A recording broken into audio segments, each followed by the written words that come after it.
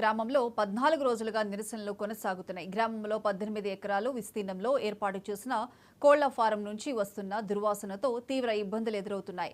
వెంటనే కోళ్ల ఫారాలను తొలగించాలని గ్రామస్తులు నిరసన చేస్తున్నారు. దుర్వాసన వలన చిన్న పిల్లలు, వృద్ధులు జబ్బుపడి హాస్పిటల్లో వారాల కొద్దీ ఉండాల్సి వస్తుందని గ్రామస్తులు ఆవేదన చెందారు. ప్రాథమిక పాఠశాలకు కొద్ది దూరంలో కోళ్ల ఫారాలు ఉండటంతో విద్యార్థులకు అస్వస్థకు గురవుతున్నారు. గ్రామస్థాయి నుంచి జిల్లా గ్రీవెన్స్ సెల్ వరకు వినతి పత్రాలు ఇచ్చినా పట్టించుకోవట్లేదని గిరిజన గ్రామస్తులు వాపోయారు. జైతి పంచాయతీ మెంటాడ మండలం విజయనగరం జిల్లా. మా ఊరు నానుకుని 20 మీటర్ల దూరంలో ఉన్న కోల్ ఫామ్ నిర్మించారు. అది 7 సంవత్సరాల క్రితం నిర్మించారు.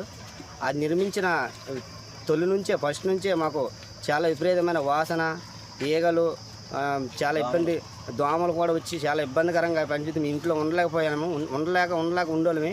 చాలాసార్లు అడిగాము, యజమానికి అడిగితే మీరు మమ్మల్ని ఏం చేస్తారు, మేము తీయము, మీరు నచ్చింది చేసుకుని కూడా మాకు వార్నింగ్లు కూడా ఇచ్చారు. ఇస్తే మేము అలాగే తట్టుకొని వచ్చాము. లాస్ట్కి మా పిల్లలు అనారోగ్యం పడి, ఆ గాలి పీల్చుకొని అనారోగ్యం పడి నీరు తాగి అక్కడ వ్యర్థాలు భూమిలోకి వదిలేస్తాను. డైరెక్ట్గా బయటకు అవుట్ చేయకుండా భూమిలోకి వదిలేస్తుంటే ఆ వ్యర్థాలు మా బోర్ వాటర్కి వచ్చి ఆ నీళ్ళు తాగి మా పిల్లలు దగ్గులు జలుబులు వచ్చి జ్వరాలు పడితే హాస్పిటల్ తీసుకెళ్తే మినిమం వారం రోజులు హాస్పిటల్ ఉంటే కానీ క్లియర్ అవ్వకుండా అంత పరిస్థితి వస్తుంది. ముసలి వాళ్ళు అయితే ఊపిరి పీల్చుకోలేక ఆ వాసనకి ఒక 2-3 వృద్ధులు కూడా చనిపోయారు మా ఊర్లోని. అలాంటి ఇబ్బంది కూడా ఎదుర్కొన్నప్పటికీ యజమాని ఎప్పటికీ పట్టించుకోలేదు.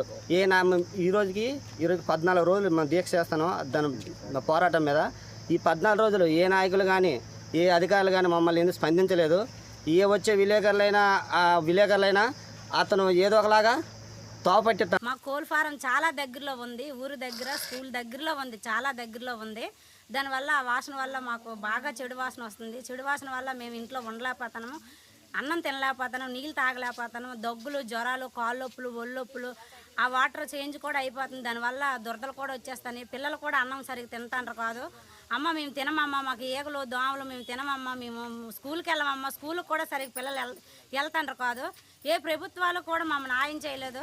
పంచాయతీలు కానీ, మండల స్థాయిలో కానీ, జిల్లా స్థాయిలో కానీ ఎవరు మమ్మల్ని న్యాయం చేయలేదు. గిరిజనులనే మాకు చిన్న చూపు చూస్తాండ్రు. ఎవరైనా మాకు వచ్చి న్యాయం చేస్తారని కోరుకుంటాను. మా తరపున ఎవరు న్యాయం చేసినా వాళ్ళు బెదిరిస్తాండ్రు, భయపెడతాండ్రు.